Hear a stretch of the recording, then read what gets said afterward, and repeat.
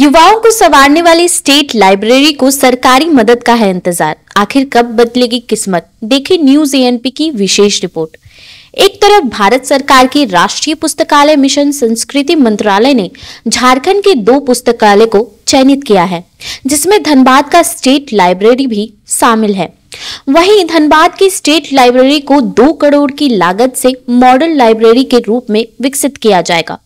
जानकारी के लिए बता दें कि धनबाद राजकीय पुस्तकालय की स्थापना 1953 में की गई थी। तकरीबन विभिन्न कॉम्पिटिटिव एग्जाम, साहित्य, करंट अफेयर्स के कुल 56,000 किताबें मौजूद है। अब सवाल है कि धनबाद की स्टेट लाइब्रेरी की मौजूदा हाल क्या है, मगर इन सवालों का जवाब ढूंढने से पहले हम बता दें कि पिछले कई दशकों से धनबाद का स्टेट लाइब्रेरी युवाओं की भविष्य संवार रही है। गरीब मेधावी बच्चों के करियर में वरदान साबित हो रही है। माता पिता की तरह ही एक अभिभावक की तरह युवा युवतियों को मार्गदर्शित कर रही है। ये लाइब्रेरी एक ऐसी शिक्षा के रूप में भूमिका निभा रही है जो एक दोस्त की तरह आपको प्रतियोगिता परीक्षा में पास करने के लिए पाठ्य सामग्री उपलब्ध कराती है। जरा सोचिए, महंगाई के इस युग में मात्र 24 रुपए में लाइब्रेरी की सदस्यता प्राप्त कर सकते हैं। वाकई किसी सुविधा विहीन गरीब बच्चे के लिए ये वरदान से कम नहीं। आज भी कोयलांचल धनबाद के विभिन्न इलाकों से आए 300 से 400 बच्चे प्रतिदिन लाइब्रेरी में सेल्फ स्टडी करने पहुंचते हैं। विभिन्न प्रतियोगिता परीक्षा की तैयारी करने हेतु यहाँ का शांत वातावरण बच्चों को पढ़ने और सीखने के लिए प्रेरित करता है।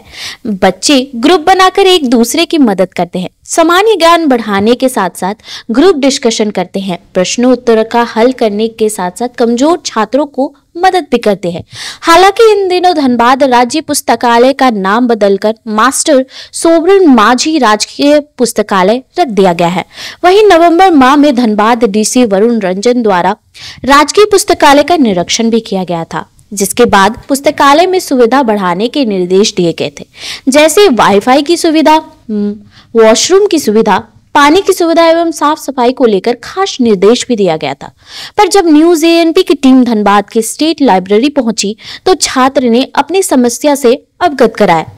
उन्होंने कहा कि प्रतिदिन सैकड़ों छात्र छात्राएं पुस्तकालय में पढ़ने आते हैं, जिसमें लड़कों की संख्या ज्यादा होती है। जहां पुस्तकालय में बैठने की जगह कम होने की वजह से कुछ छात्रों को नीचे फर्श पे बैठना पड़ता है तो कुछ को वापस घर चले जाना पड़ता है। पुस्तकालय का फर्श और बाथरूम काफी गंदा रहता है। दुर्भाग्य से डीसी के निर्देश पर शुरू की गई वाईफाई सेवा भी 10 दिन से बंद पड़ा है, जिसको लेकर उन्हें ऑनलाइन लेक्चर्स, पढ़ाई से जुड़े मटेरियल्स ऑनलाइन नहीं मिल पाती है। वहीं लड़कियों ने बताया कि लाइब्रेरी के बाथरूम बहुत ही ज्यादा गंदे रहते हैं, बदबू आती रहती है। टॉयलेट गेट पर लॉक नहीं होने की वजह से उन्हें काफी दिक्कतों का सामना करना पड़ता है। यहाँ यूपीएससी, रेलवे, बैंकिंग की तरह अलग अलग तैयारी कर रहे अभ्यर्थियों के लिए भी 50% से ज्यादा किताबें मौजूद नहीं हैं। कुछ बुक उन्हें बाहर से खरीद कर लाना पड़ता है। छात्रों ने यह भी कहा है कि डीसी वरुण रंजन निरीक्षण के बाद उनके आदेश का पालन सही तरीके से नहीं हो रहा है। छात्र छात्राएं इन कम संसाधनों में भी प्रत्येक वर्ष कई प्रतियोगिता परीक्षा में पास कर कीर्तिमान बना रहे हैं, मगर ये गुदड़ी के लाल तो कभी कमाल दिखाएंगे जब सरकार उनकी जरूरतों को पूरा करेगी। अब देखना है भविष्य बनाने वाली इस लाइब्रेरी की किस्मत कब तक बदलेगी। तो हम इस पुस्तकालय के बारे में जानेंगे और सीधा उन्हीं से जुड़ेंगे जो इंचार्ज है यहाँ पे और जानकारी लेंगे। सर, आप जैसे बताया गया कि पुस्तकालय की एक अपनी ही इतिहास है। पुस्तकालय ऐसी चीज होती है जहां मंदिर कहा जाता है। स्टूडेंट्स के लिए ये पुस्तकालय कितना ज्यादा सहयोगी बनता है? तो सबसे पहले मैडम, ये 53 में बना है। 75 वर्ष का पुस्तकालय हमारा हो गया है। और जैसा कि आपने बोला, पूरे झारखंड राज्य में मात्र 4 ही राज्य पुस्तकालय हैं, जिसमें धनबाद भी है। तो हमारे पुस्तकालय काफी पुराना है और हमारे पुस्तकालय में कुल अभी तक मोर देन 56,000 पुस्तकें हैं, जो सब तरह की है। कहानी है, साहित्य है, मैं ये भी कहूँगा कि इसमें रीजनल लैंग्वेजेस भी है। बांग्ला में भी आपको देखने को मिलेगी, भोजपुरी में भी देखने को मिलेगी, मैथिली में भी है, उड़िया में भी, इवन उर्दू में भी हमारे पास पुस्तकें हैं। हमारे पास पुस्तकों का बहुत सारा भंडार है। अगर जो पढ़ना चाहते हैं तो बहुत आते हैं, बहुत अच्छी तरह पुस्तकें, धर्म की पुस्तकें भी है, सब तरह की पुस्तकें भी है। और हमारे पुस्तकालय का नामांकन बहुत आसान है।